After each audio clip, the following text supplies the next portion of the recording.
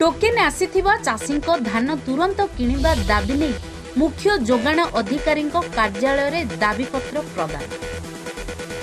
Token आसीथिबा चाषींको धान तुरंत किणिबा दाबी नहीं ऋषिकुल्या रैत महासभा पक्षरु छत्रपुर, खलीकोट,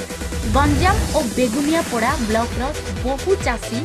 सोमवार जिला मुख्य जोगाण अधिकारी को भेटी एक लिखित दाबीपत्र प्रदान करुछन्ति। एहा सहित गंजाम जिलापाल उद्देश्य एक लिखित दाबीपत्र प्रदान कर चलित वर्ष जिलार 1,22,480 जन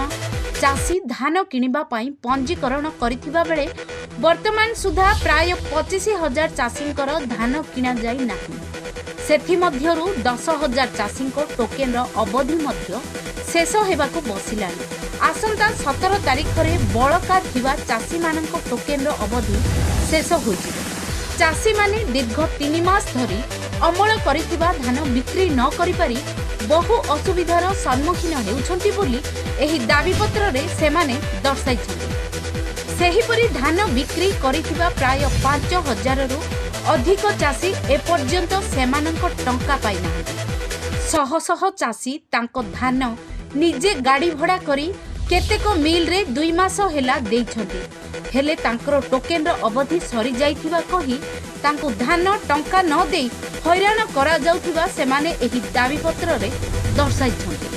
एही दाबीपत्र प्रदान बेले ऋषिकुल्या रैत महासभार सभापति शरद चंद्र पट्टनायक,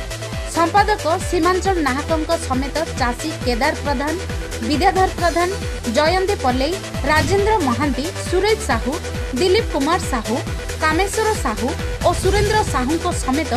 बहु चाषी माने उपस्थित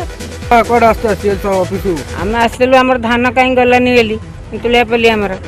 धान गलानी से सेक्रेटरी आम नेलानी किसी धान नेलानी हेल्ला आम मल्ल आम कार्य निमंत टे झीटे करू बोलिकी मु हैरान हो धान भी डुंगे खाई अखा मैंने सब फाटी आनी 3 मास 4 मास धान मड़ा है आम कि कौन करूँ। टोकन लॉस 1 तारिख रु आसला आमर से कहूँ तो कटिगलानी तुम मुझे नेबिनी कि हम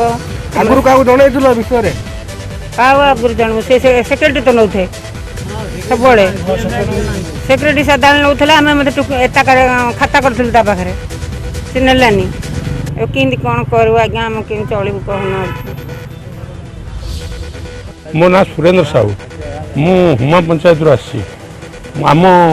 हुमा सोसाइटी मंडी आम हुमा सोसाइटी आम धान मंडी अच्छी किंतु एपर्यंत धान 3 मास है आम धान उठुनी आ धान आज उठो कि काली उठो आम भी किसी ये पालुनु धान न उठले आम बहुत क्षति सोचु धान उठा नहीं कि आमको कौटो 2 पैसा रोजगार कौटू ना केमती करूँ से आम आज दाबी ये करने आस। किशोर चंद्र पल्लई एक्स सरपंच तेंतुलियापल्ली आम रोचे तेंतुलियापल्ली ग्राम तेंतुलियापल्ली बागलपुर सोसाइटी आसलु आज्ञा आमर जो धान थिला धान जावाई मंडी ठीक रे खोला गलानी आमर 30 जनवरी 1 तारिख रु मंडी खोलिया कथा किंतु मंडी खोलला बेलू बहुत लेट है धान आमर गलानी मिलर ठीक से नेलानी गाड़ी आसलानी कि धान नेलानी आमर 111 जनकर टोकन लाप्स होती बारंबार भी कहले आमको सेक्रेटरी मत सपोर्ट कले सी कहले मु कौन करी मत तो कही मिलर पाख सान खेमुंडी आमर मिलर सी सान खेमुंडी आम नबू कि आज्ञा मिल ये कर धान कहला तुम मिल की आन मिल की आने रखी यहीपरि कहले आम चाहूँ आम केमी धान उठा आम एत कष्ट आज्ञा परिश्रम कर मला लोक कांदुंच रोचे धान गोरु खाईदे धान सुखीगला धान एवं पदारे पड़ी धान फला मानक पड़ी पदारे पड़ी गोरु गाई खाऊँ सुखीगला धान लोक केमी चलो केमी खाइब कौन बचे केमी